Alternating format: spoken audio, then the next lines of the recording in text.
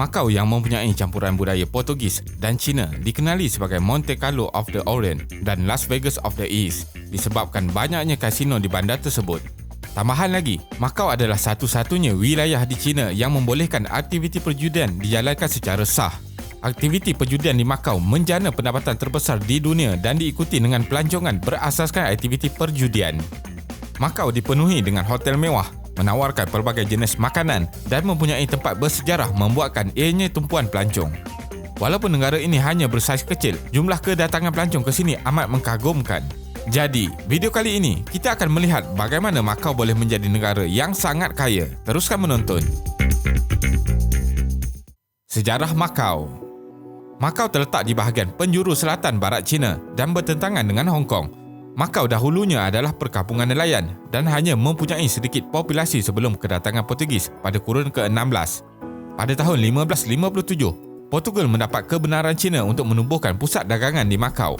Kemudiannya, ramai Portugis dan Cina yang datang ke Macau menjadikan ianya pusat dagangan serantau yang amat menguntungkan kepada Portugis melalui 3 jalan dagangan utama iaitu Macau, Malacca, Goa, Lisbon, Guangzhou, Macau, Nagasaki dan Macau, Manila, Mexico.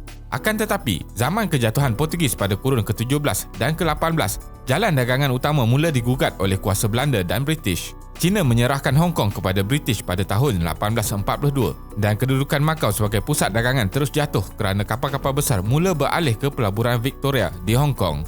Untuk menaikkan kembali ekonomi, pada tahun 1848 hingga awal 1870-an, Macau terlibat sebagai tempat transit untuk perdagangan hamba yang menghantar penduduk dari selatan China menaiki kapal ke negara Cuba, Peru dan pelabuhan lain di selatan Amerika untuk bekerja sebagai hamba di ladang atau lombong. Aktiviti nelayan kembali menjadi sumber pendapatan penduduk setelah Macau hilang kedudukan sebagai pusat dagangan serantau. Pada awal 1920-an, lebih 70% penduduk menjadi nelayan. Sementara itu, perniagaan lain adalah seperti pembuatan mercun dan bot nelayan. Akan tetapi, yang paling utama ialah aktiviti perjudian mula menjadi popular. Macau dipulangkan oleh Portugis kepada China. Pada tahun 1987, Portugal menandatangani perjanjian Sino-Portugis menyatakan Macau akan dipulangkan kepada China pada 20 Disember 1999. Macau dipulangkan kepada pemerintahan China pada tahun 1999 sebagai wilayah pentadbiran khas yang bermakna Macau mempunyai undang-undang berlainan dari tanah besar China. Macau menjadi sebahagian Greater China yang merangkumi China, Hong Kong dan Macau. Di bawah pentadbiran satu negara dua sistem, Macau mempunyai negara dan undang-undang sendiri serta boleh mentadbir kewangan. Macau mempunyai mata wang tersendiri iaitu Patakas dan undang-undang menyatakan aktiviti perjudian adalah sah di wilayah itu dan ianya menjadi penyumbang utama ekonomi negara itu. Ekonomi Macau mempunyai penduduk sekitar 600,000 orang. Macau mempunyai pendapatan keluaran dalam negara kasar KDNK sangat besar iaitu 53.86 bilion USD pada tahun 2019. Pendapatan ekonomi yang besar berbanding dengan populasi yang kecil membolehkan nilai KDNK per kapita antara yang tertinggi di dunia. Menurut tabung kewangan antarabangsa IMF, menjelang 2020, KDNK per kapita tertinggi iaitu 143,000 USD di mana tertinggi di dunia, menyaingi Qatar dan Luxembourg. Sejak tahun 2008, pentadbiran di Macau mula memberi bayaran tahunan kepada penduduknya.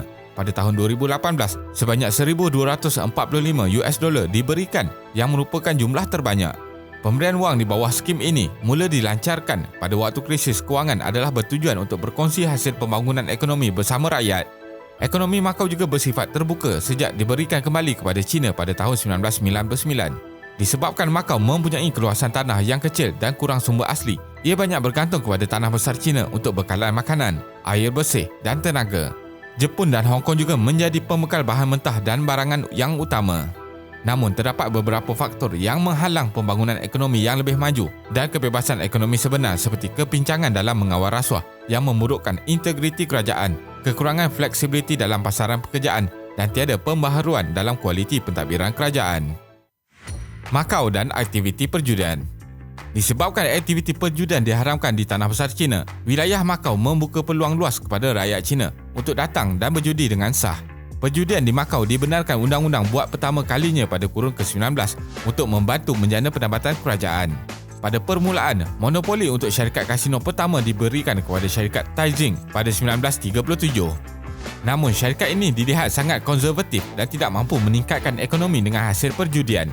Setelah itu, industri ini berjaya berkembang pada tahun 1962 apabila kerajaan Macau membenarkan satu sindiket STDM yang ditubuhkan antara ahli perniagaan Hong Kong dan China untuk memonopoli industri ini.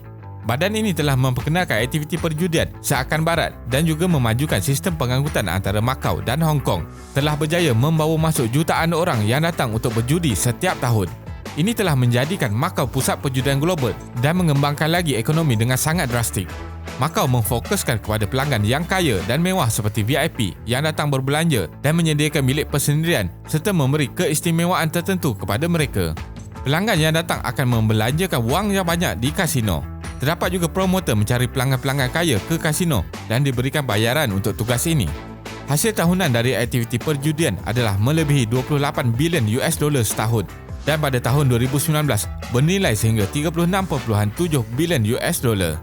Ini adalah 3 kali ganda melebihi hasil perjudian di Las Vegas dan secara jelas menunjukkan kebergantungan wilayah ini kepada hasil perjudian sangatlah besar. Pelaburan antarabangsa. Operasi perjudian di kasino-kasino menjana hasil cukai kerajaan pada tahun 2001 sebanyak 40%. 10 tahun kemudian, pendapatan kerajaan dari industri ini meningkat sekitar 81% dari jumlah cukai yang dikutip. Pertambahan hasil cukai yang banyak ini menyebabkan pembukaan industri perjudian di peringkat antarabangsa dengan membawa masuk syarikat dari luar negara yang diberi lesen perjudian. Hingga tahun 2001, hanya satu badan yang memonopoli industri ini. Pada tahun 2002, lesen operasi kasino diberikan kepada beberapa syarikat antarabangsa dan juga usaha sama. Ini termasuk syarikat terkenal dari Australia, Hong Kong dan Amerika Syarikat. Syarikat-syarikat ini membuat pelaburan yang sangat besar untuk membina resort kasino, hotel mewah dan pusat beli belah mewah. Wilayah Macau yang bersaiz kecil dan mempunyai 2 pulau yang diperbesarkan termasuk menambak tanah untuk menghubungkan pulau-pulau yang menjadi tempat tumpuan kompleks kasino. Pembukaan resort kasino yang banyak dan pembangunan lain menyebabkan sektor pembinaan kekurangan pekerja. Kerajaan telah membawa masuk pekerja import dari negara lain termasuklah tanah besar China, Hong Kong, Filipina dan India. Pembukaan banyak kasino baru memberi impak terbesar kepada ekonomi di mana jumlah pelancong yang datang bertambah dan hasil cukai semakin banyak. Namun, pusat perjudian VIP yang disediakan dilihat sebagai masalah kepada ekonomi China secara amnya. Ini kerana sebahagian besar duit yang digunakan oleh pelanggan VIP ini adalah hasil rasuah di tanah besar China. Keuntungan dari industri perjudian kasino dilihat semakin pulih setelah tidak lagi mengharapkan keuntungan dibuat dari pelanggan VIP dan beralih kepada aktiviti lebih umum seperti pasaran pusat hiburan. Kerajaan juga menggalakkan kepelbagaian selain dari aktiviti perjudian seperti di Las Vegas yang menjadi pusat hiburan dan pertunjukan.